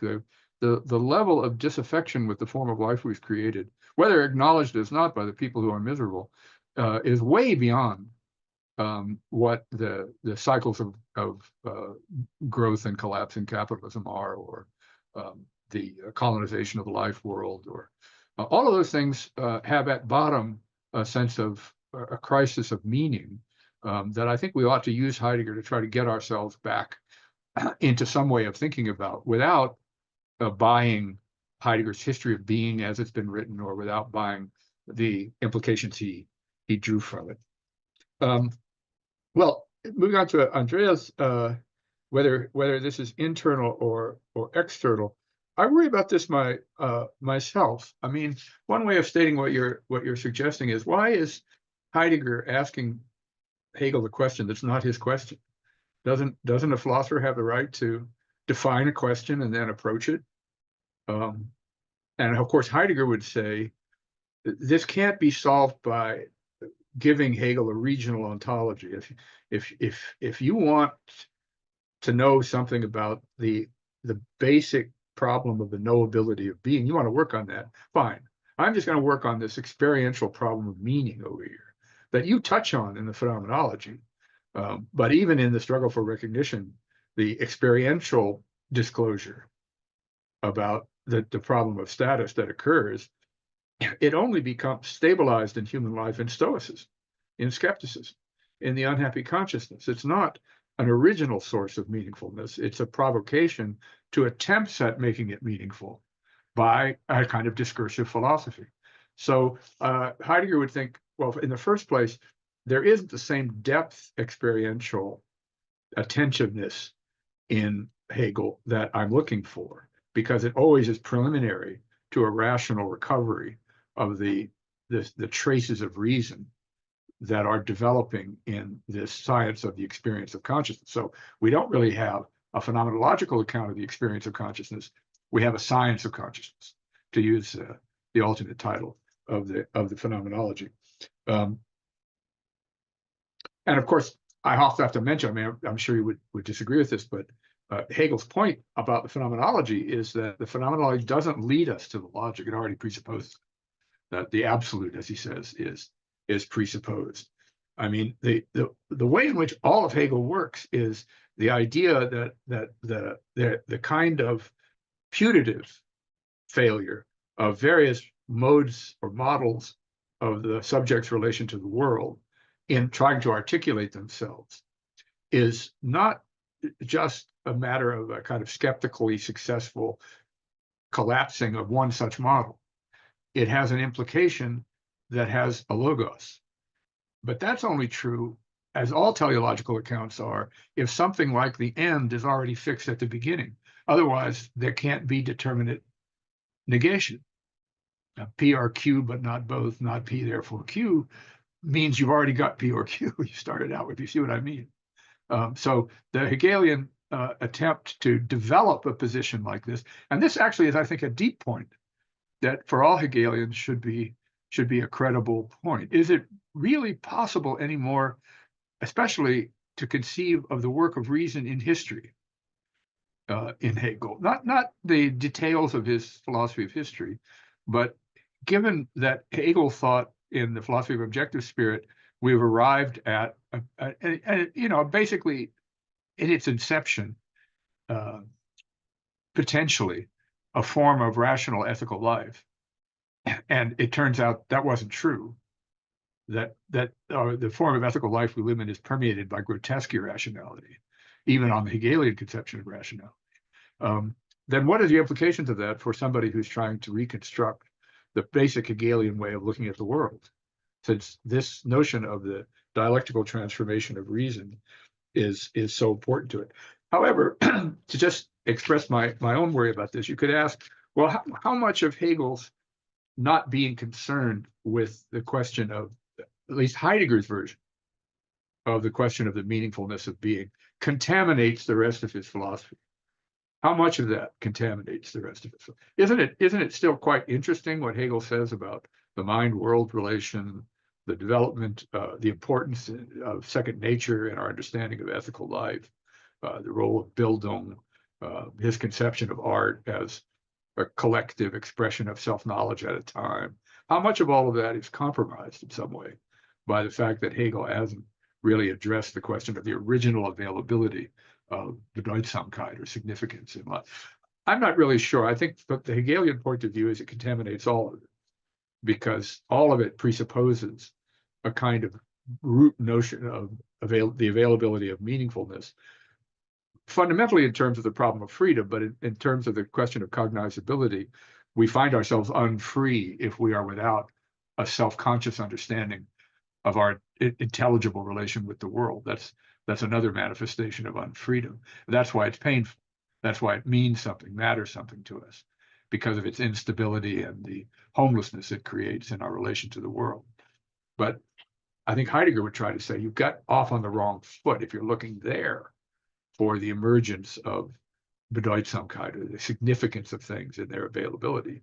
The idea that their availability is immediately keyed to their intelligibility is dogmatic.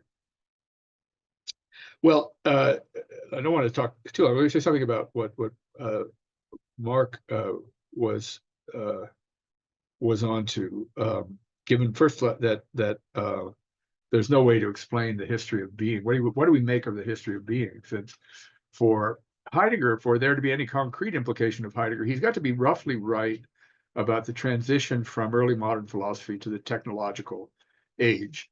He's certainly right and prescient in talking about the way all aspects of meaning in daily life, for example, medical treatment, how we experience illness, how we are all sort of so suffused with technological imperatives that the very meaningfulness of everyday experience seems saturated in a way that is subjectivist, impositionist, manipulative, and is partly responsible for the devastation of the earth. It's the idea that he can give some, I don't find very sympathetic the idea that we really understand what happened with the inauguration of the Platonic revolution, the Greek Enlightenment. But Heidegger does have, at various points in his writing, a kind of quasi-existentialist account of the self-assertiveness of human being in an attempt at mastery. It goes back to the notion of a kind of original anxiety that needs to be addressed.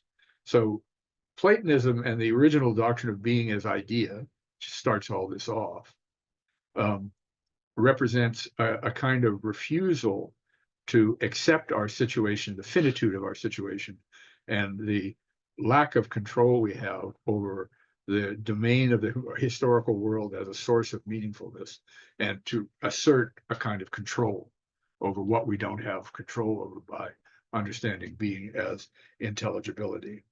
Well, does Heidegger keep a philosophical prejudice? Well, Yeah, you could say that, but the idea of a radical transformation of philosophy, so that, what we're trying to figure out is what's happening to us as a task of interpretation without relying on, kind of presuppositions about social science or, what it can tell us, that we need another way of thinking about it, means we're not going to do philosophy in the traditional way. We're still, writing and thinking, but the whole concept of thinking now broadens to include, say, poetry as a form of philosophical thought, not as a provocation for philosophy, but something we can learn from as philosophy. Same thing with film. And there, yeah, at some level, ideology critique and a kind of exposure is quite possible, because it's true to say sometimes we believe things we don't know we believe. And the famous phrase by Bernard Williams, there's a difference between what we think and what we really think. And in Heidegger, there's a difference between what we think we experience and what we really experience that is as paradoxical as all the rest of those. But I think I'll close with this, the problem with, and I know you don't have time to say what you mean by pragmatism, but the claim that we should just abandon this philosophically self-reflective, however transformed it is, and think of how, various problems come up in our experience that we need to solve. Ultimately, for Heidegger, discursability is always possible. If we're engaged in a project and the tool breaks down, we can say what happens, but that doesn't get to the level of its original manifestability as meaningful.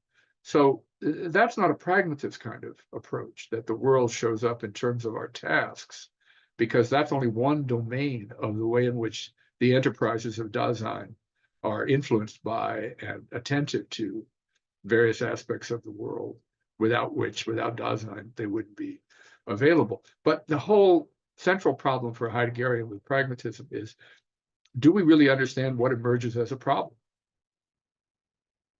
What a problem means to us, and what saliences of significance emerge in the problems we take to be important and the problems we don't take to be important. Rorty and other pragmatists like him, like Dewey, just assume that that's really just not very interesting a question. People are starving, the bridge has to be built, all of that just becomes, that's not true. What we take to emerge as salient, as a problem to be addressed, is already the provocation for philosophy, because it could be, as you point out, it could be a result of, say, the interests of those who are in the control or steering of the social direction of a society. So the interpretive moment and the assessing moment with respect to the problem of general meaningfulness still seems to be relevant and not avoidable by the pragmatists. Just, whatever needs to be done, let's do it. But what needs to be done? Oh, I'm going on too long, so I'll stop. But I'm deeply grateful for all of that. Really was extraordinary for me. Thank you, Robert. Peter, Andreja, Mark, do you want to make some comments before? Vidura, do you have any questions, people? No one's raised their hand or sent me a message. Okay. So, but I think if you kind of point that out, people will start Okay, doing it. let's have a quick response by Peter, Andreja, and Mark, if you have some. Peter? Just one second. There we go. Okay. Can you hear me? Yeah. Thank you, Bob. This was fascinating. I really liked the other comments and your responses. I'll just ask one question, which maybe foregrounds some of my doubts here. It seems to me that Heidegger may be operating here with a needlessly narrow conception of rationality. Everything that we might think happens in a psychoanalytic session, say when we are alerted to meanings of which we were previously unaware, or everything that might happen in a seminar on poetry or on music or on art, when we try to tease out meanings in conversation with others, strikes me as having a rational character, a normative character. We have a sense of what's the right interpretive direction to go and what's the wrong interpretive direction to go. All of that is discursively available. And we think there's some important rational work that's being done. To me, it doesn't quite make sense to say that that isn't rational work.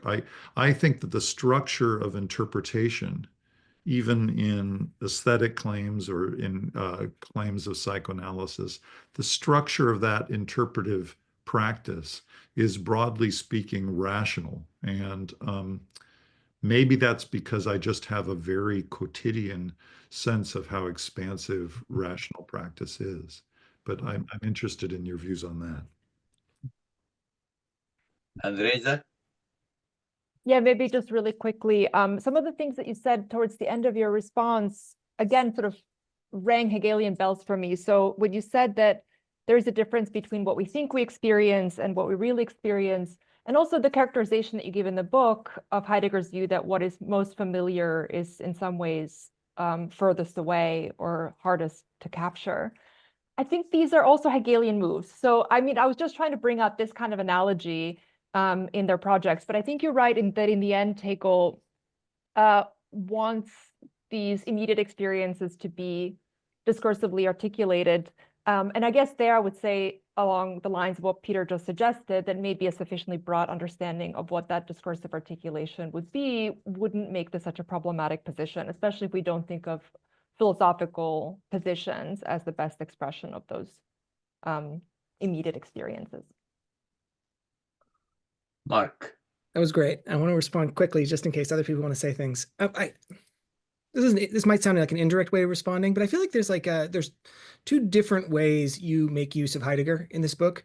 One way seems to me like richer and more pluralistic and exciting, which is just that there's just so many things in our life that the assumption that being is intelligibility blocks off to us, like relationships, art, etc. And so there, the position just seems to be like life is just so much richer in its significance to us than the kind than like Hegelianism, etc., is going to make sense of.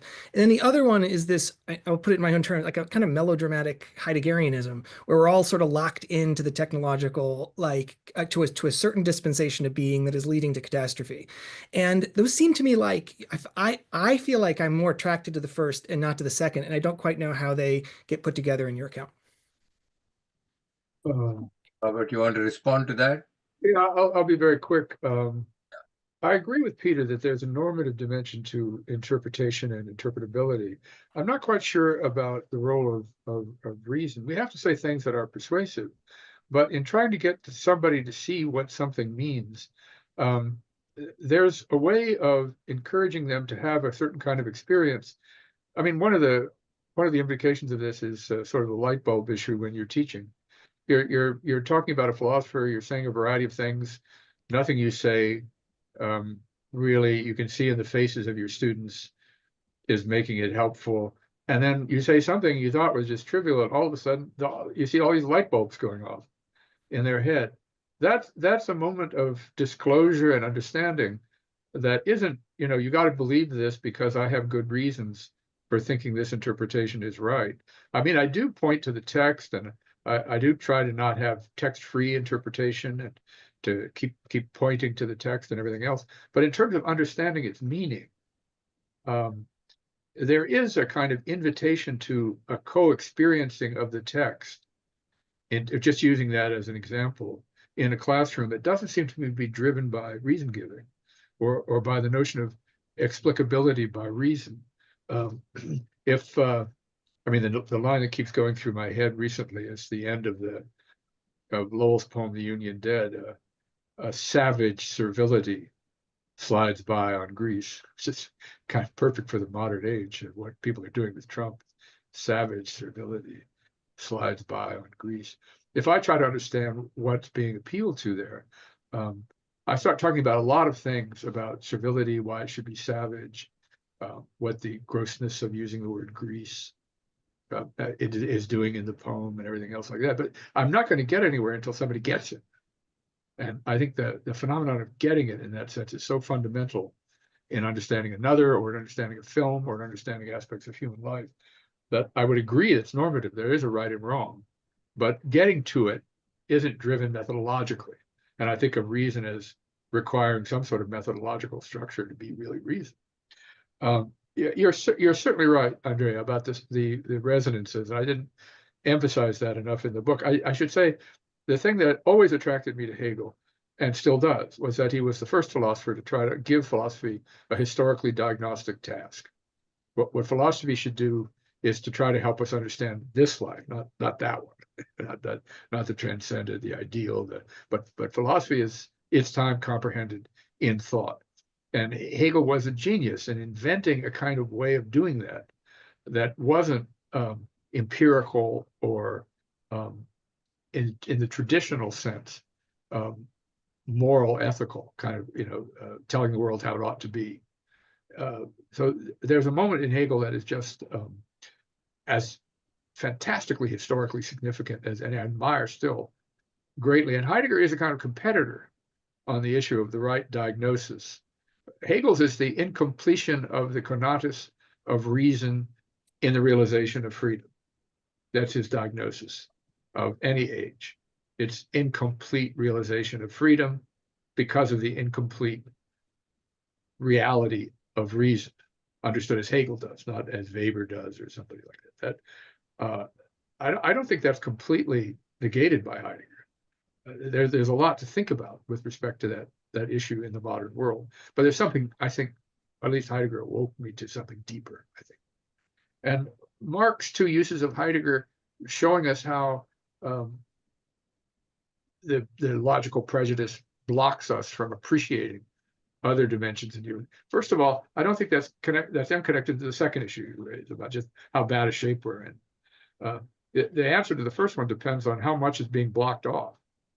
And if you think of what's going on in the teaching of the humanities in universities and in philosophy and so forth, I would say there's an enormous amount being blocked off, not considered credible, not considered authoritative, worth working on, worth thinking about, and so forth. That is responsible for the catastrophe where suffering is. One can't have one without the other. There's just too much that, I mean, if we turn over aesthetics to neuroaesthetics, if we turn over literature to evolutionary theory, if we turn over all interpretation to cultural studies, if we, it's starting to sound like the grandfather I am, but we're in a lot more trouble than being able to make selective use of Heidegger just to say, let's not block off so much. Well, we already have, and we don't seem to understand how to get out of it as we keep going further and further down the line of the danger that Heidegger mentioned. But I'll stop there.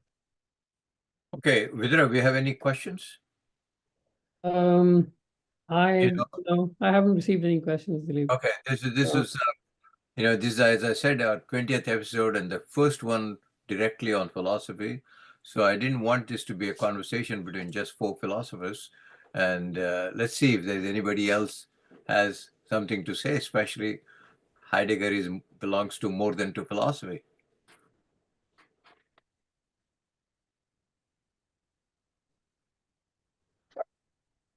Okay.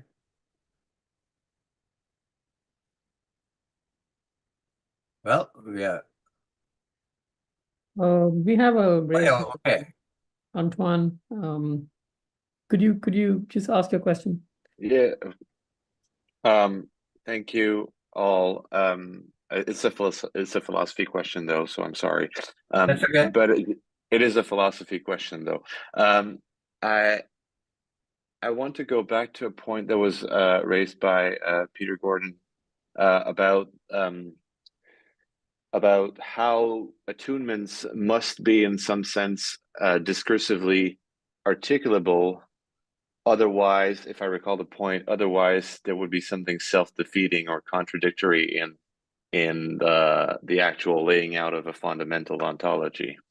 I take it that you were referring especially to the writings of the 90s around of the 20s around being in time, and I suppose that we could say, I mean, I don't know exactly what Robert would say, but it seems like late Heidegger is very sensitive to the problem of writing in a way that would defy discursivity or discursive articulability. But it seems to be indeed a problem in the 1920s. There's something extraordinarily discursive about being in time that kind of doesn't quite fit the picture of, or at least the picture of an interpretation of Heidegger where attuned disclosure is really the fundamental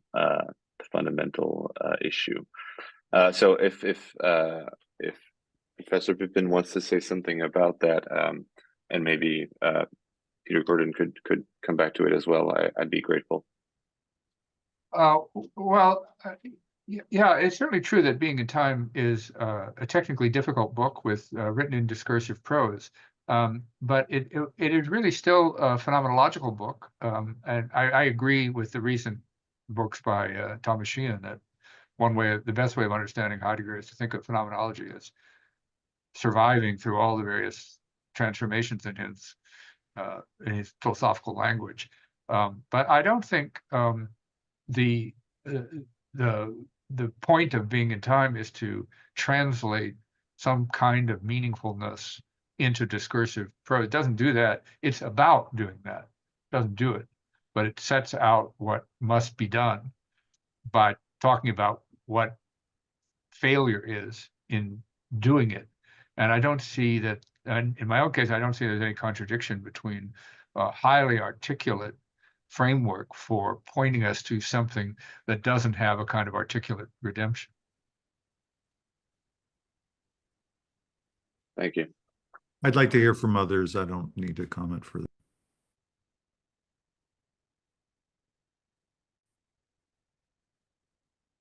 There's another question. Sundar?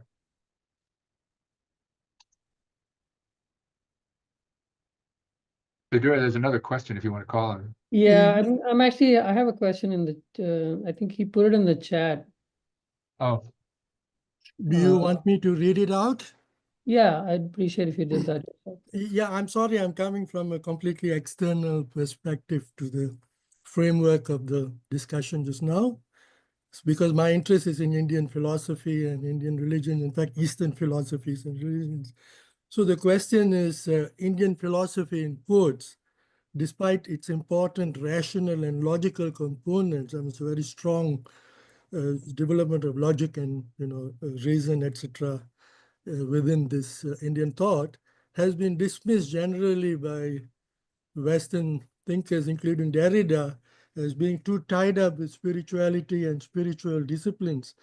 That is, with the question of being with a capital B or true being, of existence, etc., where thought is sort of relativized. So I'm just wondering, does Heidegger's critique of Hegel and thereby of Western philosophy as a whole, does it sort of open the door? Could it open the door to a re-evaluation of Indian and Eastern philosophy, which has usually been used, stated, within quotes, as if it's not real philosophy? Okay. Can I just, there's another question. So can I just call on Prasenjit Bishwat as well? Prasenjit, can you unmute yourself and ask your question? So, we're short on time, so it would be good if we could take that too. Yes, I wanted to raise a question about the nature of rationality. That for Heidegger, rationality is often conflated with historicity, while the experiential dimension of rationality is all about perceiving, understanding, interpreting, forehaving, foreclosure. And therefore, it doesn't follow a particular framework of logic or a way of validating what one has understood. Therefore, there is a certain amount of indeterminacy of understanding, and this indeterminacy constitutes the meaning of being, or in late Heidegger, being, B-E-Y-N-G. So we see a shift, a kind of a turn, occur in Heidegger, based on which Heidegger is actually critiquing Hegel's way of sublation, Hegel's way of creating a sense of the sublime and that which is undisclosed. So therefore, I see an important interface that goes missing in our idea of meaning. Meaning is not completely determinable by rationality. I would like to hear anyone who would like to take this question, especially from Professor Pippin, who is probably trying to find some amount of determination in the experience of indeterminacy, which is part of our modern rational way of life. That's it. Prathama, I see your comment in the. Do you want me to read it out, or? So Prathama Banerjee has a comment in the chat, and she's wondering about the return of ordinary language philosophy today, Wittgenstein and Cavell, in terms of large language models in AI, which is not about meaning but usage. Thinking of Toril Moy, and she's put a link here, beyond the discursive and yet not. So you could take any one of those questions and respond to them.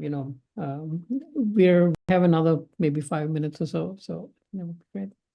Well, just on the last point, I actually reviewed Toril's book and I liked it.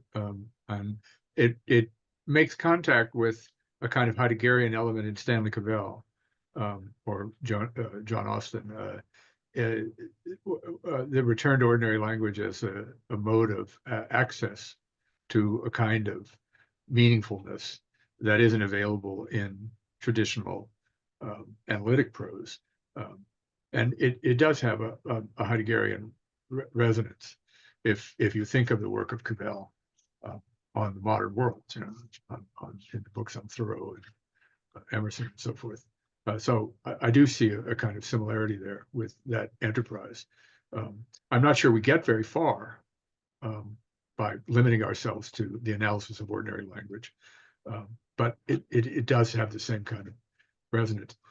Heidegger himself, going back to the first question, was very interested at the end of his life, the last decade or so, in Eastern philosophy, mostly Japanese philosophy. Wrote a dialogue between him and a Japanese philosopher. I think he made himself a little more knowledgeable about Buddhism than he did about Indian philosophy or the Indian tradition of philosophy. So that doesn't appear, as far as I'm aware, anywhere in his books. It does in Nietzsche, somewhat oddly, since he did know something about it. But if you mean, is the door open to other ways of thinking about the problems that philosophy has traditionally faced? Yes, I think Heidegger is opening that door. The trouble is, invitations to think about that usually invite a kind of unavoidable superficiality. The Indian tradition is quite long, quite complicated, and involves very difficult language. And I don't particularly like very much the idea of dipping into it to get something that would help or illuminate, or it strikes me as a decades-long task to make oneself informed enough to even begin to answer your question. On the issue of rationality, I don't quite know what to say to add to what's been said before. That Heidegger doesn't want to throw the baby out with the bathwater. He's perfectly happy with there being science and reasons given in ethics and so forth. It's just, again, what he thinks that blocks off, to use Mark's helpful phrase. Philip, there's one more question in the chat. I'll just read it out. If you have time, maybe any of you could take it. To what degree, and this is a question by Alan Feldman, to what degree the availability of meaningness is modified by Sherman's reading of action in Heidegger as anarchic, as lacking ground? Further, what is the role of epochal closure in the withdrawal of meaning availability? Well, that question involves understanding Reiner's last book, especially. I knew Sherman and admired him very much, and I like this idea of the anarchic in Heidegger.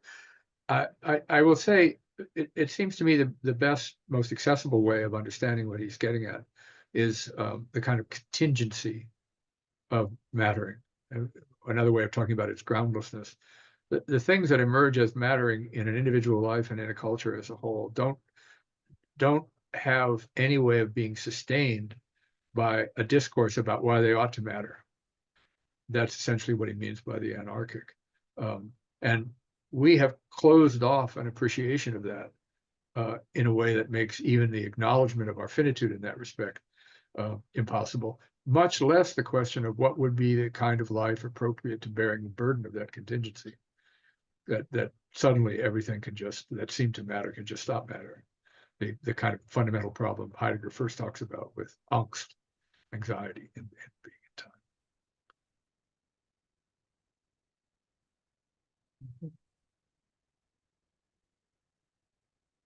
Philippe, you're muted. We can't hear you. Because it's just okay. Thank you so much for participating in this extraordinary session. It's the 20th session, so it's a significant one. So thank you, Professor Pippin, and thank you, Professor Gordon. Thank you, Professor Nokovic, and thank you, Mark. And I call him by first person because he's my colleague. And it has been an extraordinary 2 hours. And what you can see is so many of almost 60% of our people are still here, so which is a very good record. Thank you so much for participating in this session, and I hope to see you again soon. Thank you very much. Bye-bye. Thank you, all of everybody. you. Thank you.